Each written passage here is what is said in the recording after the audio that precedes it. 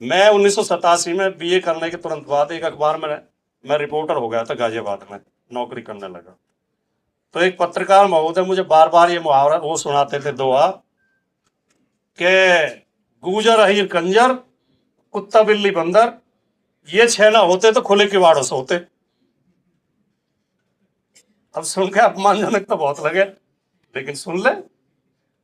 फिर मुझे एक किसी सज्जन ने कहा, मैंने उससे कहा यार वो ऐसे सुनाता है बार बार मुझे, तो उन्होंने कहा ये दोहा सुना दे करो उसे। यद्यपि मैंने वो दोहा कहीं सुनाया नहीं, पर आज बोल देता हूँ माफी के साथ। मुझे खुद अच्छा नहीं लगा इसलिए मैंने कहीं सुनाया नहीं, लेकिन आज बोल देता हूँ क्योंकि इसी विषय पर कार्यक्रम है।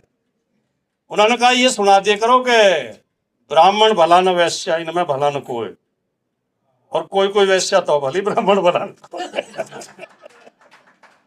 मैंने कहा यार ये तो ज्यादा खराब हो जाएगा, ब्राह्मण भी कुछ तो अच्छे होते हैं, भले होते हैं, ऐसा नहीं है कि।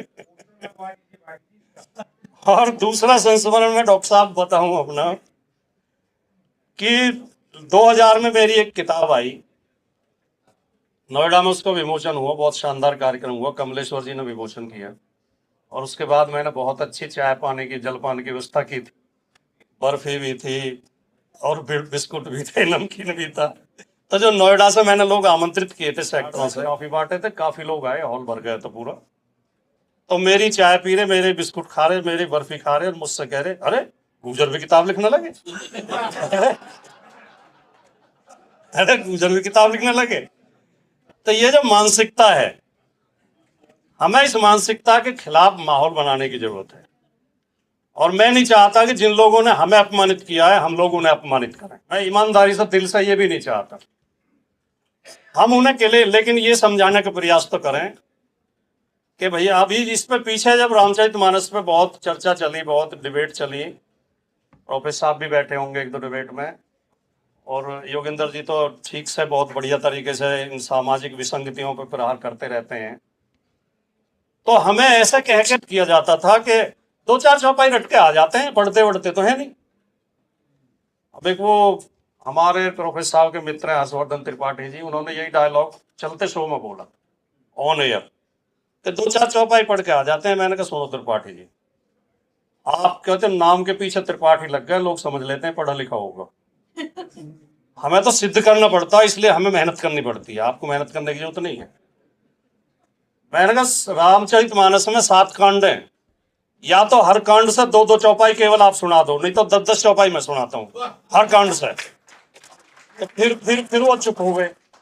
तो ये जो मानसिकता बनी हुई है कि बुद्धि और सम्मान और प्रतिष्ठा और ताकत और सत्ता ये कुछ लोगों के ही लिए हैं और बाकी लोग तो बस सेवा करेंगे, ये मानसिकता खराब है। इस मानसिकता को तोड़ने की जरूरत है, इससे लड़ने की जरूरत है। और मैं शायद आपने ही कहा अभी कि इसको ज्यादा उभारने की जरूरत है। अच्छा, आशुतोष जी ने कहा, मैं उनकी इस बात से सहमत हूं। जब दूसरे कानपुर से एक वो शुरू हुई, ये जो अभी चंद्रशेखर ने पार्टी बनाई है, तो इनसे पहले भीम आर्मी उन्होंने शुरू करी। तो इन्होंने जगह जगह बोर्ड लगाए ग्रेट चमार, और अपनी गाड़ियों पे भी लिखा चमार। जब और लोग लिख सकते हैं ब्राह्मण, राजपूत, छोरा जाट का, छोरा गुजर का, तो चमार क्यों नहीं लिख सकता अपनी गाड़ी पे? गर्व क्यों नहीं कर सकता अपनी जाति पे? तो इसकी भी जरूरत है। तथाकथित बुद्धिजीवियों को, तथाकथित समाज के ठेकेदारों को, तथाकथित राष्ट्रवादियों को, तथाकथित सामंतवादियों को इसमें जातिवाद नजर नहीं आता कि भारत की 40 यूनिवर्सिटीज में एक भी प्रोफेसर ओबीसी समाज से नहीं है। उन्हें इसमें जातिवाद नजर नहीं आता। रेट में एक भी सचिव ओबीसी नहीं है। उन्हें इसमें भी जातिवाद नजर नहीं आता कि देश भर के हाई कोर्ट में जबकि 27% का आरक्षण है, मात्र 6% ओबीसी जज हैं और मात्र 9 या 11% एससी समाज के जज हैं। एससी का आरक्षण लागू हुए 78-75 साल हो गए, अभी तक केंद्रीय सेवाओं में अनुसूचित जातियों के, ये संसद के अंदर जवाब दिया गया केंद्र सरकार की ओर से कि अनुसूचित जातियों के लगभग 60% पद अभी भी खाली पड़े हैं। ओबीसी के 70% के करीब पद खाली पड़े हैं क्लास 1 में, केंद्रीय सेवाओं में। इसमें उन्हें जातिवाद नजर नहीं आता। जब दलित, पिछड़े, वंचित समाज के लोग, शोषित समाज के लोग जाति जनगणना की बात करते हैं या अपने बच्चों को स्कूल, कॉलेजों में, यूनिवर्सिटीज में एडमिशन दिलाने की बात करते हैं या उन्हें नौकरियों में प्रतिनिधित्व की बात करते हैं, सत्ता में हिस्सेदारी की बात करते हैं, सम्मान की बात करते हैं, तो उन्हें जातिवाद नजर आता है। तो तय ये करना पड़ेगा कि जातिवाद है क्या। जातियों का शोषण करना जातिवाद है या दबे कुचले लोगों का हक मांगना जातिवाद है। मनुस्मृति में साफ साफ उल्लेख है कि ब्राह्मण का नाम बुद्धि सूचक शब्द से प्रारंभ होना चाहिए, जैसे कि ज्ञान प्रकाश शर्मा, इस तरह के नाम होने चाहिए, बुद्धि प्रकाश। क्षत्रिय का नाम बल सूचक शब्द से होना चाहिए, संग्राम सिंह है। और वैश्य का नाम धन सूचक शब्द से होना चाहिए, लखपत राय, करोड़ीमल। और शूद्र का नाम निंदा सूचक शब्द से होना चाहिए। हाँ, ये मनुस्मृति में साफ साफ उल्लेख। हमारे यहाँ नोएडा में, मैं नोएडा का ही मूल निवासी हूं, एक बहुत बड़े चौधरी जिनके पास बहुत बड़े जमींदार, जिन्हें सैकड़ों करोड़ रुपए मुआवजा मिला और समाज में बड़ी इज्जत। नाम क्या था? कुड़िया। नाम उनका कुड़िया। थावर, इतवारी, शनिचर, गोबर। गोबर, अरे प्रेमचंद जी का उपन्यास नहीं पढ़ा आपने? उसमें पात्र का नाम ही गोबर है। होते हैं सचमुच भी। तो ये जो एक मानसिकता है, एक मानसिकता बना, और जिन्हें धर्म ग्रंथ कहते हैं, जिन्हें धर्म ग्रंथ कहकर थोपते हैं। रामचरितमानस में लगभग 100 चौपाई ऐसी हैं जो मानवता को कलंकित करती हैं, अपमानित करती हैं, जो शूद्रों के खिलाफ भी हैं, स्त्रियों के खिलाफ भी हैं। तुलसीदास रामचरितमानस में लिखते हैं। और जो विकलांगों के का भी मजाक उड़ाते हैं, विकलांगों पे भी कटाक्ष करते हैं। काने खोरे कुबरे कुटिल कुचाली जान, तिये विशेष पुनि चेर के भरत मात मुस्कान। के ये काने, लंगड़े, लूले, कुबड़े, ये तो होते ही कुटिल और कुचाली हैं, ये तो नालायक ही होते हैं। और उनमें भी स्त्री, और ऊपर से फिर शूद्र, दासी, गवार, शूद्र, पशुनारी, सकल ताड़ना के अधिकारी। और दूसरी तरफ वो कहते हैं कि सापत ताड़त पर उसके हंता, विप्र पूज्यस गावे संता, पूज्य विप्रशील गुणहीना, शूद्र न गुणगण ज्ञान प्रवीणा। तो ये जो जड़ है, ये बहुत गहरी है। इनसे मानसिकता बनती है, मानसिकता से इस तरह के मुहावरे बनते हैं। और ये मुहावरे, यद्यपि मैं ये बात मानता हूं कि दोनों तरफ से हैं, जवाब में भी बनाए, फिर जब ज्यादा परेशान कर लिए तो जवाब में बनाए। मैं अपना संस्मरण बताता हूं। जाति और सांप्रदायिकता के विषाणु, ये अपने आप में ही बहुत कुछ कहता है।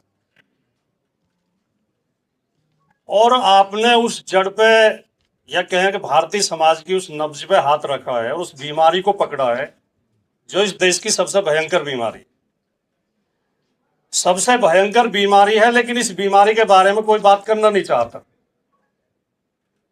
हमारे क्षेत्र में एक गांव में कैंसर के बहुत ज्यादा केस हो गए, तो गांव के लोगों ने एक मीटिंग की, कहा कि मीडिया को बुलाओ, राजनीतिक लोगों को बुलाओ, चर्चा करो और इसका कुछ इलाज हो। तो कुछ लोगों की राय ये बनी कि नहीं नहीं, इसकी चर्चा मत करो, वरना बंद हो जाएंगे। लोगों को अगर ये पता चल गया कि इस गांव में कैंसर ज्यादा हो रहा है तो बच्चों की शादी नहीं होगी। तो ये हालत हमारी है। ये बीमारी तो है, सब जानते हैं, लेकिन इसकी चर्चा करना नहीं चाहते। और चर्चा करते भी हैं तो उल्टी तरफ से करना चाहते हैं। जो आपने हमारे डॉक्टर रफरफ, शकील अंसारी और जावेद भाई ने जो अलग अलग भाषाओं के, अलग अलग बोलियों के, अलग अलग क्षेत्रों के, अलग अलग समाजों की कहावतें, मुहावरे, लोकोक्तियां एकत्र की हैं, एक पुस्तक में हमें पढ़ने का अवसर दिया है, वो तो महत्वपूर्ण है ही है।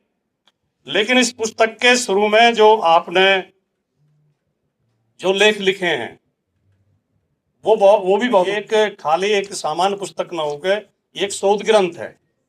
और ये विद्यार्थियों के लिए भी, और समाज विज्ञान और राजनीति शास्त्र के विद्यार्थियों के लिए भी, और कार्यकर्ताओं के लिए भी एक संदर्भ ग्रंथ का काम करेगा, एक समझ पैदा करने का काम करेगा, ऐसा मेरा विश्वास है। आपने इसमें मनुष्य की यात्रा शुरुआत से लेकर मनुष्य कैसे आगे बढ़ा, आपने जो मनुष्य की प्रजातियां हैं उनका भी जिक्र किया है कि जो पहले होमो इरेक्टस, निएंडरथाल्स, और अब आपने इसमें यह भी लिखा है कि अब इस समय एक ही होमो सैपियन नाम की प्रजाति के ही मनुष्य पूरी दुनिया में हैं। हम सब एक ही प्रजाति के मनुष्य हैं, सत्य प्रजाति ही है। धर्म, वर्ग, ये सब काल्पनाएं हैं, ये काल्पनिक चीजें हैं। तो हम सत्य को भूलते जा रहे हैं, कल्पनाओं पे आपस में लड़ रहे हैं। तो ये आपने बहुत महत्वपूर्ण, इसमें फिर बोली, भाषा, लिपि कैसे विकसित हुई, ईश्वर, धर्म और जाति कैसे पैदा हुए, आपने बहुत शानदार लिखा है, बहुत शानदार शोध किया है। उसके लिए आपको बहुत बहुत बधाई। ये पुस्तक पढ़ने लायक है, सबको पढ़नी चाहिए। कहावतें जो बनी हैं, अभी शिवाजी ने भी जिक्र किया और प्रोफेसर साहब ने भी जिक्र किया कि नाम भी जाति और वर्ण के आधार पर रखे जाते हैं। आप दोनों को पता होगा, आप दोनों मुझसे ज़्यादा विद्वान हैं, पढ़ा है आपने, लेकिन शायद ये जिक्र करना भूल गया आप कि इसकी जड़ हमारे ग्रंथों में, शास्त्रों में ही है। ये मनुस्मृति से आती है इसकी जड़।